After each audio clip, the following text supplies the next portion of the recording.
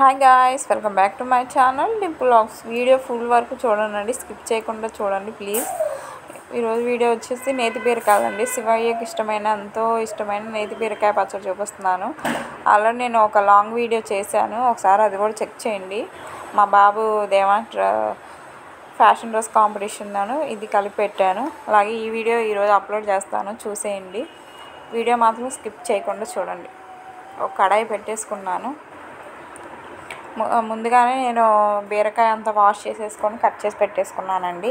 అలాగే ఒక టమాటా తీసుకున్నాను, 10 మిర్చి వాష్ చేసేసుకొని పక్కన పెట్టేసుకున్నాను. ఇప్పుడు కడాయిలో ఆయిల్ వేసుకుంటున్నాను. ఒక గంట నూనె వేసుకోవాలి. ఈ ఆయిల్ కొంచెం వేగిన తర్వాత దీనిలో నేను కడిగి పెట్టేసుకున్న పచ్చిమిర్చి యాడ్ చేసుకుంటున్నాను. ఒక 10-12 ఉంటాయండి, అవి యాడ్ చేసేసుకుంటున్నాను. ఇవి యాడ్ చేసేసుకొని ఇవి కొంచెం ఫ్రై అవ్వాలండి ఆయిల్లో ఫ్రై అయితే పచ్చడికి ఇదే టేస్ట్ అండి. పచ్చిమిర్చి అంత ఫ్రై అయితే అంత బాగుంటుంది. సో ఈ ఆయిల్లో బాగా ఫ్రై చేసేసుకోవాలి. లో ఫ్లేమ్లోనే పెట్టుకోవాలండి, మాడిపోయే ఛాన్సెస్ ఉండకుండా.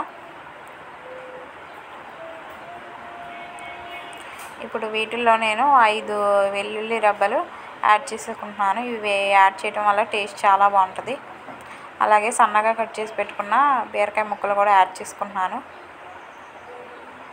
ఈ పచ్చడి చాలా టేస్టీగా ఉంటుందండి, మీరు ట్రై చేయండి.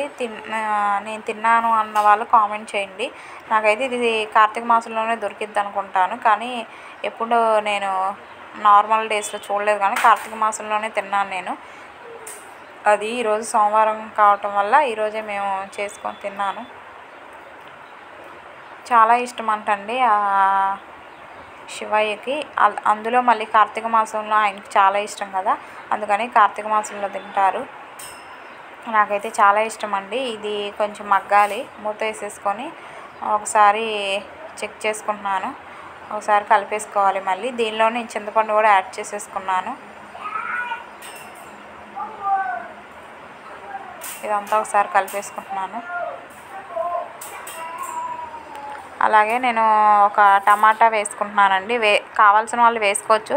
అసలు టమాటా వేయకపోతేనే టేస్ట్ బాగుంటుందండి. నేను ఏదో అలా వేద్దామనేసి ఒక టమాటా వేసాను.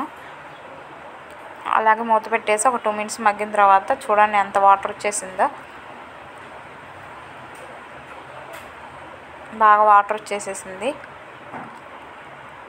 ఇంకొక 2 మినిట్స్ బాగా మగ్గనివ్వాలండి. ఇప్పుడు కొంచెం బెటర్ ఇందాకటి కంటే.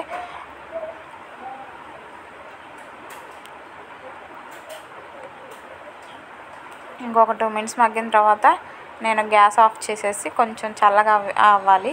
తర్వాత నేను ఒక మిక్సీ జార్లో వేసేసుకుంటున్నాను. రోట్లో నూరుకుంటే చాలా బాగుంటుందండి, కానీ మాకు అవైలబుల్గా లేక నేను రోట్లో నూరుకోలేదు. నేను మిక్సీ జార్లోనే వేసుకుంటున్నాను. దీనిలో కొంచెం సాల్ట్ యాడ్ చేసుకుంటున్నాను, ఒక 1/2 స్పూను. ఇది మిక్సీ పట్టేసుకోవటం అండి. చాలా టేస్టీగా ఉంటుందండి, మీరు ట్రై చేయండి. నేను తాలింపు వేసేసుకొని అక్కడ పక్కన పెట్టేశాను. మీకు కనుక ఈ వీడియో నచ్చితే లైక్ చేయండి, షేర్ చేయండి, సబ్స్క్రైబ్ చేయండి. Bye bye.